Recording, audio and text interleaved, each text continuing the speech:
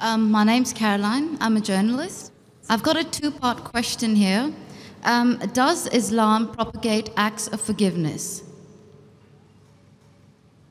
Yes or no? Does Islam propagate acts of forgiveness? Just ask the question, does Islam propagate acts of forgiveness? Of course, yes. And every chapter, every surah of the glorious Quran begins with the formula, Bismillah ar-Rahman ar-Rahim. In the name of Allah, most gracious, most merciful. So why does it... Yes, sister. Second part of the question. And the second part of the question is, why does it permit? Why does Islam permit honor killings? Honor killing? Yes. What do you mean by honor killing, sister? Honor killing, the right to avenge your brother's blood in the name of Allah. It might be out of context, but I just need to know if there's an answer to this.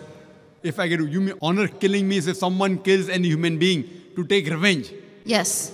That's what you mean? Yes, because I've read a few books, and a lot of the times people have said that they are allowed to kill their brother or to kill somebody else because their brother has been killed by another human being. This was also a good question, that if Islam propagates act of forgiveness, why does it permit honor killing? Yes. Why does it permit? That's a very good question.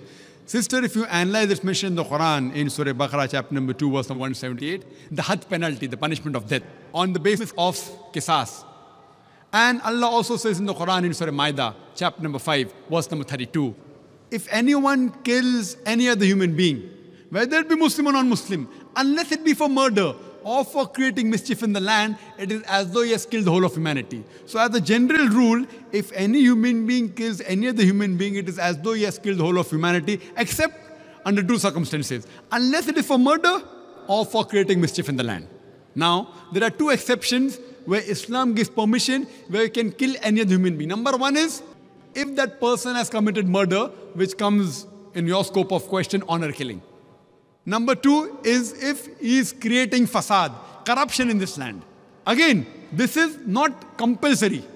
If someone kills someone, it's not compulsory he has to be killed. Islam also says that if the relatives of the person who has been killed, if they take blood money, if they forgive the killer, that person who has killed can be forgiven. But under normal circumstances, if he's killed someone and if I want death on that, because for death, again the punishment is death. Like as it's mentioned earlier in the early scriptures, even in the Bible, an eye for an eye and a tooth for a tooth. It keeps on continuing. Here what we realize, that suppose I know of a human being who's killing other people, innocent human being. If I don't kill him, he will keep on killing other human beings. So that law is not only in Islam, it's the law of most of the countries. That if homicide is done, if someone has murdered someone, in many countries, he should be put to death or there's life imprisonment. Even in Islam, that if he's killed someone, if required, he can be killed. But the relatives of the person even can forgive the person, if they want.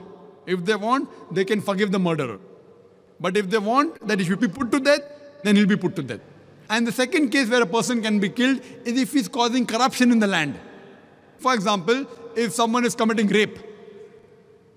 Now rape is nothing but causing corruption in the land. So in this case, that person should be put to death. Because the sin is so heinous.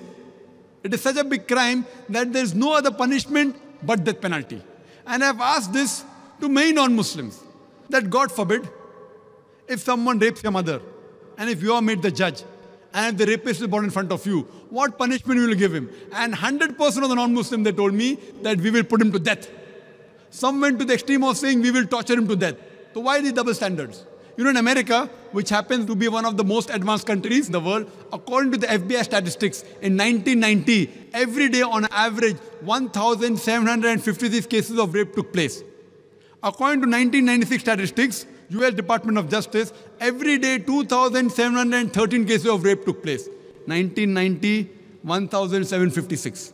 1996, 2,713. Maybe the Americans got more bold. That means every 32 seconds, one rape is taking place in America. We are here in this auditorium for the past about 3 hours. Already more than 300 rapes may have taken place in America.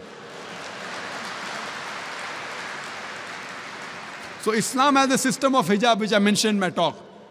That when a man looks at a woman, he should lower the gaze. The woman should follow the Islamic hijab, which I mentioned earlier. After that, if any man commits rape, he gets capital punishment. Even the American law says that 7 years rigorous imprisonment for a rapist, but most of the time he's let free. So when you ask even a non-Muslim, what punishment will you give? 100% say we'll put him to death. There was one American who was a smart aleck. In America, he told me, Brother Zakir, first I will give him 5 years rigorous imprisonment. I told him, do you know, according to the States of America, out of those that commit rape, after they imprison and after they're let free, more than 95% commit rape again. So if you want your daughter and your mother to be raped again, you're most welcome. I don't want that. So he said, if that's the case, in the first time itself, I put him to death. So in such cases, where there's corruption of land like rape, etc., Islam gives permission, death penalty can even be given for that case. Hope that answers the question, sister. Yes, brother.